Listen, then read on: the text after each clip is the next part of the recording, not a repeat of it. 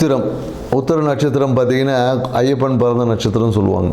So உத்தரத்தில் இருந்தால் ஊருக்கு ஒதுக்குப்புறத்தில் ஒரு இடம் இருக்கணும், ஊருக்கு வெளியே ஒரு இடமாவது இருக்கணும்னு சொல்லுவாங்க. ஏன்னா இவங்க என்னென்னாக்கா தனக்குள்ளதை பெரும்பாலும் அடுத்தவர்களுக்கு கொடுத்து இவங்க ஒன்றும் இல்லாமல் ஆகிடுவாங்க. ஸோ இப்படி இருக்கக்கூடிய உத்திர நட்சத்திரக்காரருக்கு இந்த காலகட்டம் எப்படி இருக்கும் ஆவணி மாத பலன் பார்த்திங்கன்னா, குறிப்பாக அந்த சிம்மத்தில் இருக்க உத்திரம் நல்லாயிருக்கும். அதை கண்ணியில் இருக்க உத்திர நட்சத்திரக்காரர்கள் இந்த காலத்தில் எதிர்பாராத விரயங்கள் என்பது இருக்குது. அதே போல் என்னென்னாக்கா எதிர்பாராத திடீர் பயணங்களும் இருக்கும்.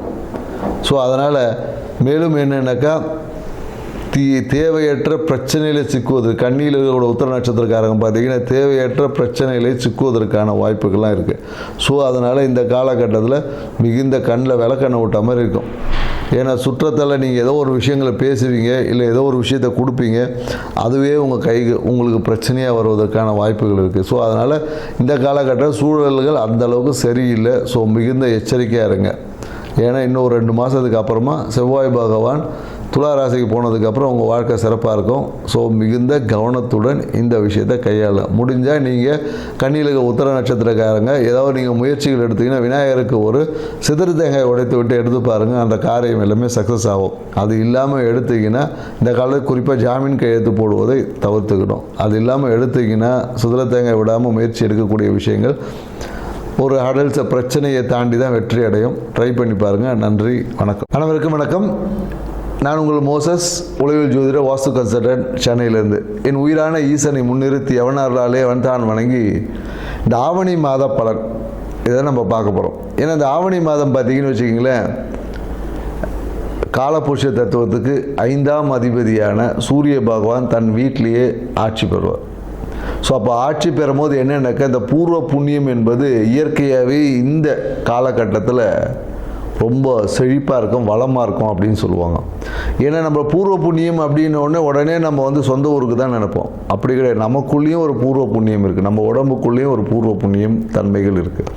ஸோ அந்த தன்மை இந்த காலகட்டத்தில் பார்த்திங்கன்னா மிக செழிப்பாக இருக்கும்.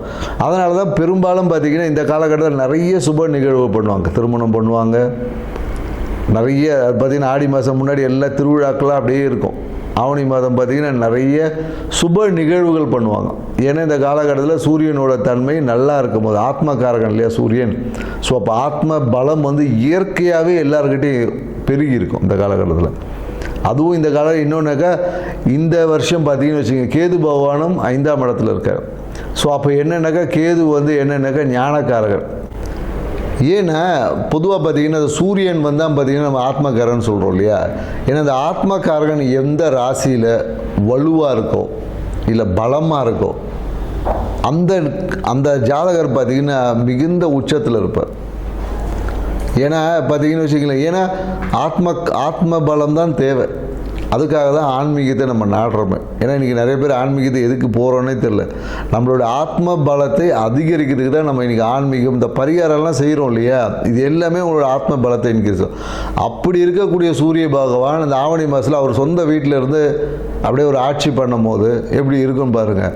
அதனால தான் இந்த காலகட்டம் நிறைய சுப நடக்கும்போது அது எல்லாமே வெற்றி, காரிய சித்தி, நிறைய பேர் இடம் வாங்குவாங்க. அதனால தான் பார்த்திங்கன்னா இந்த காலத்தில் இன்னொரு விஷயம் இருக்குது. ஆவணி மாதத்தில் பார்த்திங்கன்னா விநாயகர் சதுர்த்தி. இந்த காலத்துலேருந்து அந்த விழா கோலங்கள் எல்லாமே தொடங்கும். அது வரையும் பார்த்திங்கன்னா ஒரு இந்த மந்தமாக போயிட்டு இருந்தது. இது பார்த்திங்கன்னா விநாயகர் சதுர்த்தி, அதுக்கப்புறம் பார்த்திங்கன்னா ஆயுத பூஜை, அப்புறம் தீபாவளி, அப்படியே பார்த்திங்கன்னா விழாக்களாக அப்படியே வரும். இனிமேல் ஒவ்வொரு மாதமும் பார்த்திங்கன்னா விழாக்கள், இந்த புரட்டாசி மாதத்தை தவிர்த்து. ஏன்னா ஆத்மகாரகன் எந்த ஜாதகத்தில் நல்ல வலுவாக ஸ்ட்ராங்காக இருக்கோ அவங்க தான் உச்சம். ஏன்னா சூரியன் தான் பார்த்திங்கன்னா நம்ம பெரும்பாலும் அந்த அரசியலுக்கு சொல்லுவோம், மருத்துவக்காரகனும் சூரியன் தான். ஸோ அதனால தான் எந்த ஒரு ஜாதகத்தில் சூரியன் வலுவாக இருக்கோ அவங்க நல்ல ஒரு ஃபேமஸ் டாக்டர் ஆவாங்க. அது 2ஆம் அதிபதியோட இல்லை 10ஓட தொடர்பு வரும்போது பார்த்திங்கன்னா மருத்துவத்தில் சூப்பராக இருப்பாங்க. அதே போல் சூரியன் வலுவாக இருக்கிறவங்க பார்த்திங்கன்னா தொட்டாவே குணமாகக்கூடிய கைராசி டாக்டர்லாம் சொல்லுவோம் இல்லையா. அவர் படித்து கூட இருக்க மாட்டார், சும்மா R&D படிச்சிருப்பார், இல்லைன்னா அந்த ஒரு கம்பவுண்டராக கூட இருந்திருப்பார். அவர் பார்த்திங்கன்னா சும்மா ஏதோ ஒரு விஷயம் சொல்லுவார், நடந்துடும். கைராசி டாக்டர் அப்படின்னு சொல்லக்கூடிய எல்லாருமே பார்த்திங்கன்னா இந்த சூரியன் வலுவாக இருக்குன்னு தான் கைராசி டாக்டர். ஏன்னா ஆத்மத்தை பலமாக வச்சுருக்க எல்லாமே பார்த்திங்கன்னா குணமாக்கக்கூடிய ஆற்றல் அவங்ககிட்ட இயற்கையாகவே நிறைய இருக்கும். சூரியன் வலுவாக இருக்கும், நிறைய பரிகாரம் பண்ணான்னு வச்சிங்களேன், சூப்பராக சக்ஸஸ் ஆகிடும். பெரிய பரிகாரம் சின்னதாக சொன்னாவே பெரிய விஷயங்கள் கூட குணமாகக்கூடிய ஆற்றல். அப்படி இருக்கக்கூடிய சூரிய பகவான் இருக்கக்கூடிய இந்த ஆவணி மாதத்தில் பார்த்திங்கன்னா மிகுந்த நற்பலங்களை கொடுக்கும். ஆன்மீக நாட்டம் அதிகமாகவும், குறிப்பாக என்னென்னாக்கா இந்த கேது கூட இருக்கிறதுனால நிறைய என்னென்னா அந்த குழந்தை பேருக்கான விஷயங்கள், குழந்தை பேர் இன்மை, இந்த மாதிரியான விஷயங்கள் எல்லாமே ஒரு மாற்றத்தை கொடுக்கக்கூடிய விஷயமா இருக்கும். அந்த விரக்தி தன்மை, எனக்கு கேது எப்போதும் பார்த்திங்கன்னா ஒரு விரக்தி கொடுப்பார். ஏன் அது விரக்தி கொடுப்பார்னா அனுபவம் கிடைச்சாதான் அறிவு வளரும், ஞானம் கிடைக்கும், சும்மா வராது இல்லையா? ஸோ அதனால் இந்த கேது பகவான் வந்து நமக்கு ஞானத்தை கொடுப்பதற்காக சில படிப்பினையை கொடுப்பார். அதை தான் நம்ம இங்கே விரக்தி, எனக்கு அது நடக்கலை அப்படி இப்படின்னு நம்ம சொல்லிட்டு கிடப்போம். ஸோ இந்த தன்மைகள் உள்ள இந்த ஆவணி மாதத்தில் ஒவ்வொரு ராசிக்கும் என்ன மாதிரியான பலன்கள் கொடுக்க போகுது அப்படின்றத இந்த வீடியோவில் பார்க்க போகிறோம். வாங்க வீடியோக்குள்ளே போகலாம். சிம்ம ராசி பார்த்தீங்கன்னு வச்சுக்கங்களேன், எப்பொழுதும் ஆளுமையும் அதிகார தோரணை கொண்ட சிம்ம ராசிக்காரங்களுக்கு இந்த ஆவணி மாதம் எப்படி இருக்கும்ன்றதான் பார்க்க போகிறோம். குறிப்பாக இந்த சிம்ம ராசிக்காரங்க பார்த்திங்கன்னா எதையுமே அப்படியே இந்த பாயிண்டடாக பேசக்கூடியவங்க, ஒரு தகவலோட, ஒரு எடுத்துக்காட்டு, ஒரு உதாரணங்களோட விளக்கத்தோட பேசுவாங்க. குறிப்பாக என்னென்னா எதை சொன்னாலும் அந்த பாயிண்ட்டாக பேசுவாங்கன்னு சொல்லுவாங்க இல்லையா, அந்த மாதிரி பேசக்கூடிய ஆற்றல் சிம்மராசிக்காரர்கள் அதிகமாக இருக்கும். இந்த ஒரு விஷயமே இவங்க வாழ்க்கையை லாபகரமாகவும் மகிழ்ச்சிகரமாக மாற்றும். ஸோ அதை நீங்கள் எப்போதும் கடைபிடிச்சிட்டு வரலாம். பேசக்கூடிய விஷயங்களில் தெளிவும் அந்த சப்ஜெக்டும் அதிகமாக இருக்கும் இவங்ககிட்ட. இப்படி உள்ள சிம்மராசிக்காரர்களுக்கு இந்த ஆவணி மாத பலன் என்ன மாதிரியான இருக்கும்னா, ராசிநாதனே பார்த்தீங்கன்னு வச்சுங்க, சூரிய பகவானே ராசியில் சஞ்சரிக்கிறார். அப்போ எப்படி இருக்கும்னு பார்த்தீங்கன்னா ரொம்ப பிரம்மாண்டமாக இருக்கும். ஸோ உங்களுடைய மதிப்பு பல மடங்காக வெளியுது. நீங்கள் வந்து ஒரு பிரபலமாகக்கூடிய ஒரு காலகட்டம் தான் இந்த காலகட்டம்.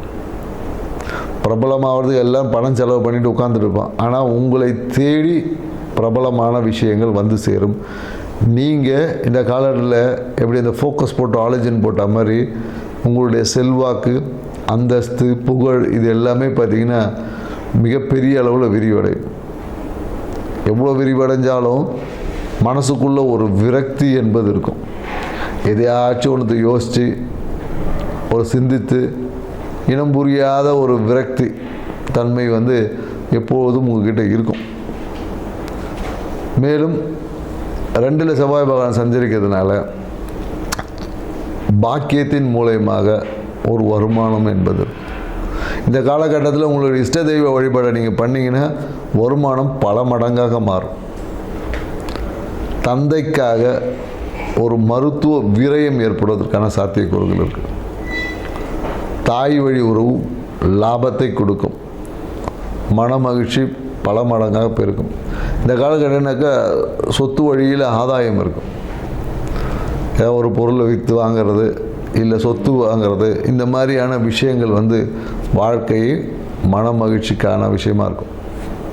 மேலும் என்னென்னாக்கா சிம்மராசிக்காரங்க இந்த கணவன் மனைவி உறவில் ஏற்பட்ட அந்த விரிசல்கள் நீங்கி இப்போ அன்பு அந்யோன்யம் பெருகிறதுக்கான ஒரு காலகட்டம். மேலும் என்னக்கா தொழில் ரீதியான பயணங்கள் இருக்கும். தொழில் ரீதியான பயணங்கள் இருக்குது. நிறைய விஷயங்களை லாபத்தை முதலீடு செய்வது என்பது இந்த காலகட்டத்தில் இருக்கும். நிறைய பேர் என்னென்னாக்கா நிறைய லாபம் வரும், அதை வச்சு கடன் அடைப்பாங்க. இல்லை சில பேர் என்ன பண்ணணும், முதலீடு செய்வது, இந்த மாதிரியான நிகழ்வு எல்லாமே இந்த காலகட்டத்தில் அதிகமாக நடக்கும்.